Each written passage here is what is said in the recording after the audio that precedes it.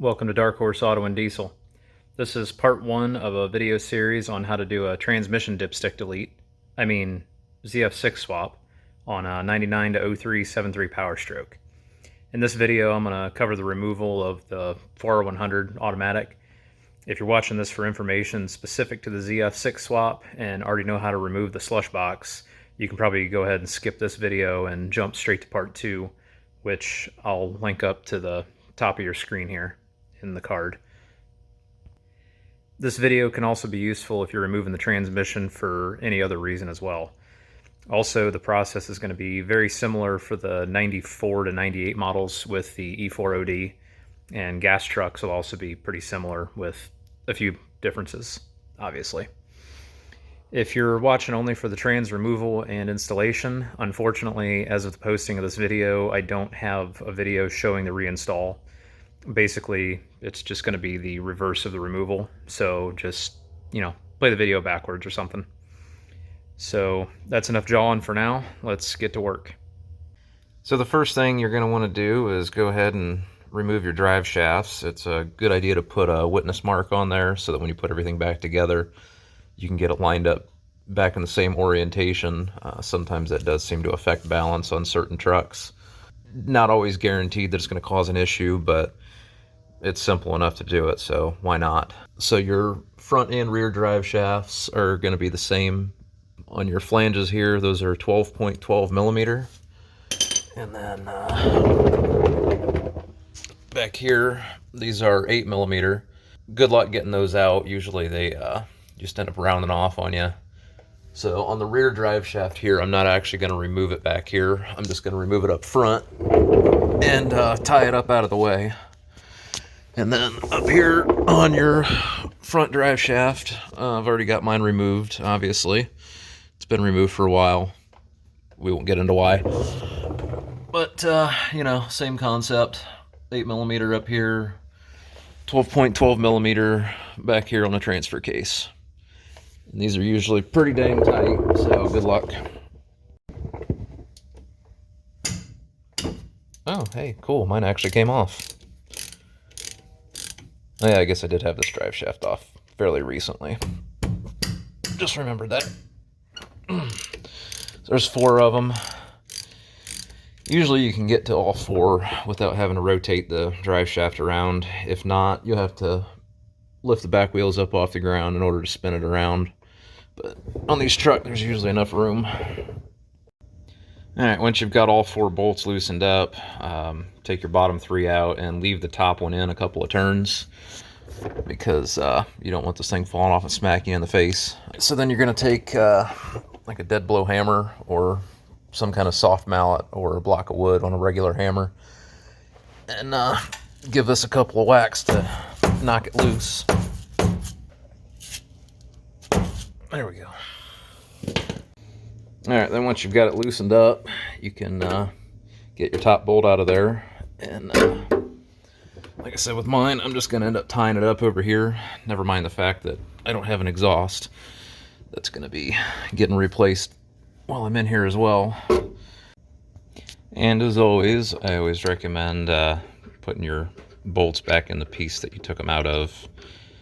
Keeps everything organized. You don't have a pile of bolts when you're done, and it keeps you from losing them. Alright, next, it's not required, but I would highly recommend it, especially if you happen to have a 4-inch downpipe, which this truck will eventually. But go ahead and get your downpipe out of the way.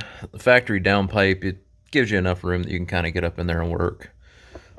But it's just so much easier with the downpipe out of the way. So I would highly recommend doing that, and I'm going to show you how to do that now. So more than likely, yours is going to be a little bit more difficult than mine, because most of these trucks at this point have 4-inch exhausts on them, which means you have the rest of your exhaust still hooked to it, unlike mine. But I'm pretty sure you can probably figure out the bottom part of that. On the top up here, there's this clamp, and that is 11 millimeter. I'll go ahead and get that loosened up and show you the little trick to that. Alright, once you've got it loosened up sufficiently far, you just take it and pop it up and over like that. And sometimes if you're lucky, these will pop loose just like that, but I'm not lucky this time. So what we'll do is get a screwdriver in here and maybe sometimes you gotta hit it with a hammer or something, which I can't do one-handed. Pop loose. Yeah, all right, back part's free.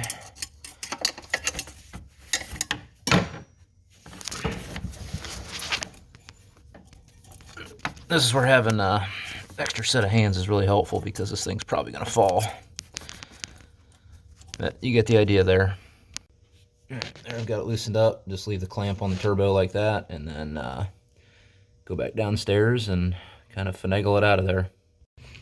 So if you've got a 4-inch downpipe, this is going to be significantly more difficult. There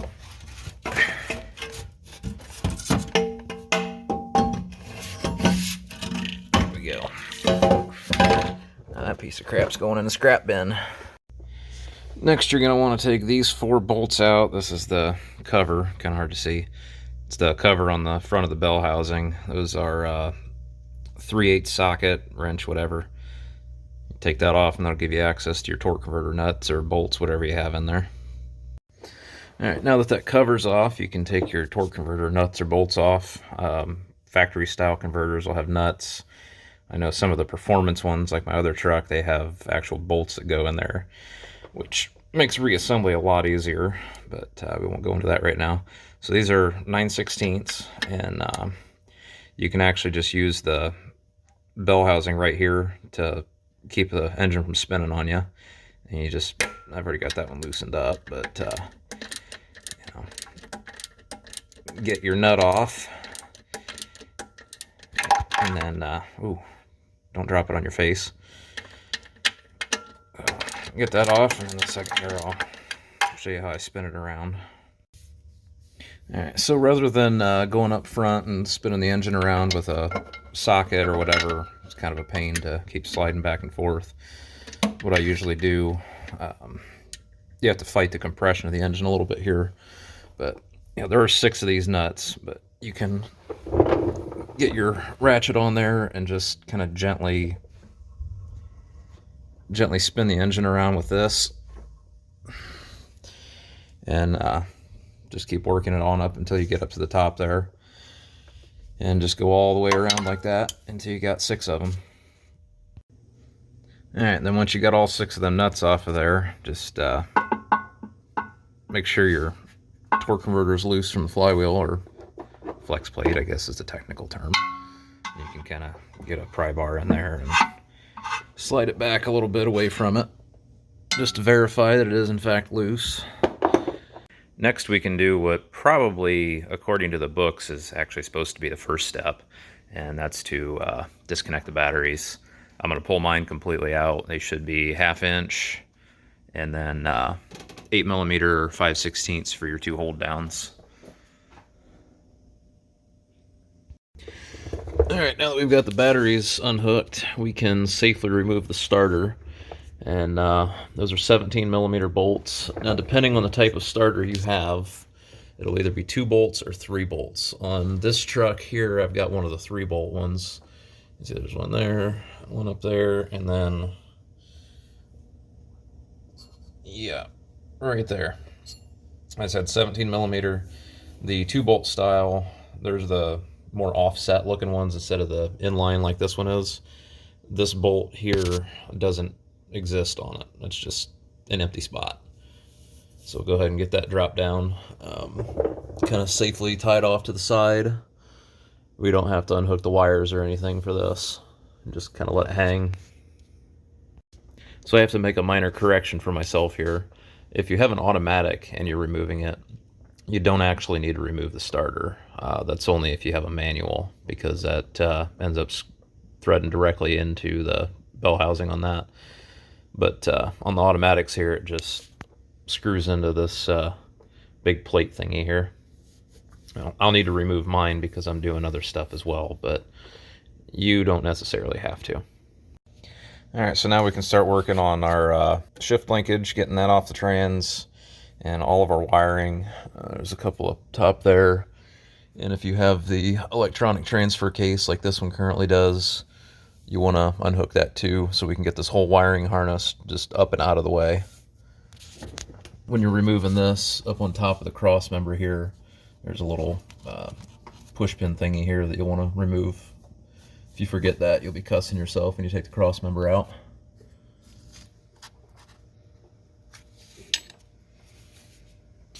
And then this one here on the motor.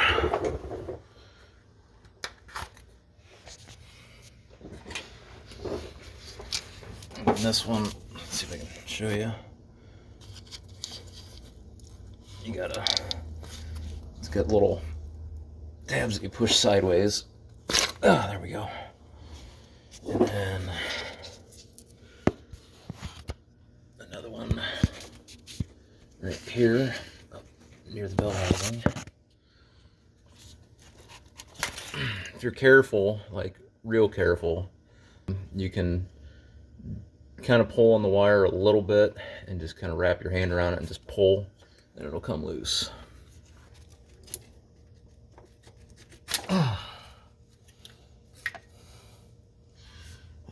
Then this will pop up out of here. You got to squeeze the little tabs in on it.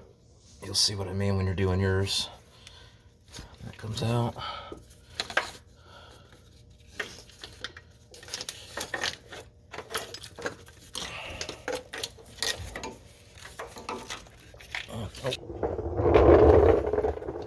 Over to here. This one's fun to get to.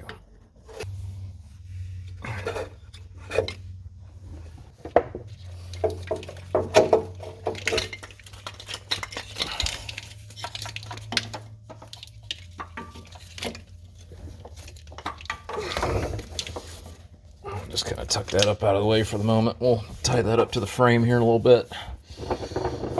And then for the linkage, you'll just get behind this and it just pops right off. And then these here are 13 millimeter. Take them off and then you can swing that up out of the way. These might actually be 1/2 inch. This 13 feels pretty loose, but it's working. But, maybe 12 mil, maybe 1/2 inch. I don't know. You figure it out. All right, yeah, these are 1/2 inch here. That fits a lot better. So now that we got our wires tucked up and out of the way, if you want, you can actually pull the transfer case now. Or you can do what I normally do, and what I'm going to do this time is actually just remove the transfer case and transmission as an assembly. Not quite ready to do that yet, but if you want to, you can remove the transfer case. But otherwise, now we can move on to our transmission cooler lines. One there, and those you'll take a 5/8 wrench to this, and hopefully they come loose. And also be prepared for a little bit of a mess when it starts dripping out. Now is also a good time to go ahead and drain out your the pan for the transmission. That's a 13 millimeter bolt for the drain plug there. Glittery.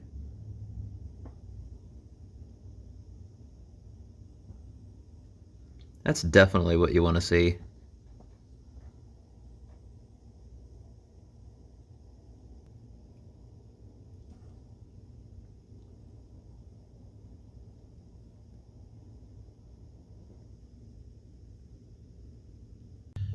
Alright, so now at this point we can start taking off some of our bell housing bolts.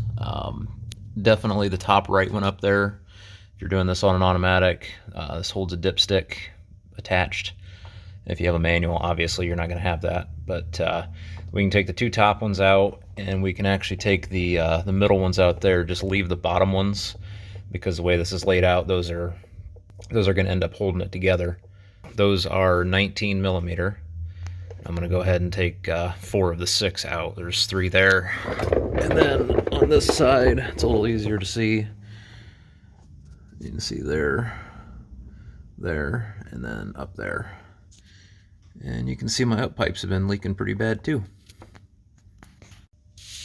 And then once you get that top bolt out, you can just grab a hold of this.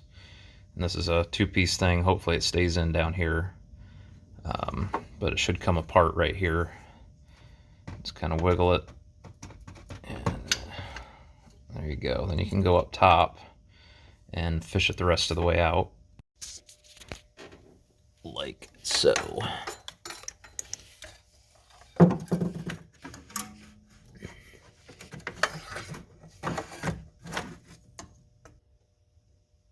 And one thing that'll really help a lot with getting the top bolts, and even these ones here too, get yourself about 2 foot of extension or so, a universal joint for the end of it. That'll help out immensely. It's kind of hard to get up in there. I've done it before without any extensions, but you get about 1 click on the ratchet and that's about it. It takes forever. All right, next we can get these 2 nuts off here for the transmission mount going on the crossmember here. Those are 13/16 or I believe 21 millimeters the same. Let's go ahead and get them popped off and then work a little bit more on the crossmember here. All right, now we can go ahead and take this piece here off of the crossmember. It'll be fine because it's still sitting on the frame rail there. So you take these 2 nuts out and then those 2, and then you can pop that plate off of there. Those are 18 millimeter. All right, so now you can get your transmission supported by the transmission jack, and it gets a little sketchy. You just gotta find some pieces of steel or wood, whatever you can, to take up the space there, because they aren't smart enough to put a flat pan on the bottom of it. Once you get it reasonably secure, always wrap your chain around it too. I haven't got that far yet. I'll be doing that here in a sec. Go ahead and lift up a little bit on it just to make sure that it's gonna hold it somewhat steady. And then we'll get either a strap or the chain wrapped around the trans to hold it to the jack. And then we can finish taking the crossmember off. Okay, so these next couple of steps I'm not gonna be able to show you because I'm doing this by myself, and I don't really wanna be holding the camera and dealing with this much weight, getting ready to fall over or something, you know, something bad could happen here. So I'm just gonna tell you what my next steps are gonna be. I'm gonna take those 2 off of the crossmember there, and then come over here, and those 3 are 15 millimeter, and then take the remaining 2 bell housing bolts out, and then start working it away from the engine after you get the crossmember out, obviously. Okay, I lied a little bit. I can record for a second here. So crossmember's out, as you can see. A good idea is to, when you're taking your bell housing bolts out, the last 2, thread them back in about 3 or 4 turns, because it'll help kind of hold it if something gets sketchy. And just try to spend as little time underneath this as possible. This is extremely heavy, especially considering that I'm pulling it out with the transfer case as well. So be smart. Don't get yourself hurt doing this part. And depending on how long the transmission's been mated up to the engine, you may have to pry on it gently in between the aluminum spacer and the bell housing, or if you're using a manual, the steel spacer. Alright, so that pretty much sums up getting the transmission out. Sorry I couldn't show you the actual removal of it, but like I said, there was just no safe way for me to hold a camera and try to maneuver 400 pounds of transmission and transfer case. There is a sweet spot to where you get a good balance on your transmission jack. I missed it, so there would have just been a whole lot of me cussing and struggling trying to get that thing out, and not really useful for the video. So anyway, now that the transmission's out, this is a great time to replace your up pipes. As you can see, mine have been leaking for some time now. It'll never be easier to change the up pipes than now, so I'd recommend doing it. So at this point, if you're putting the new transmission in, you have it on the side or whatever, installation is obviously the reverse of removal. All right, if you're watching for ZF6 swap content, go ahead and go to part 2 now.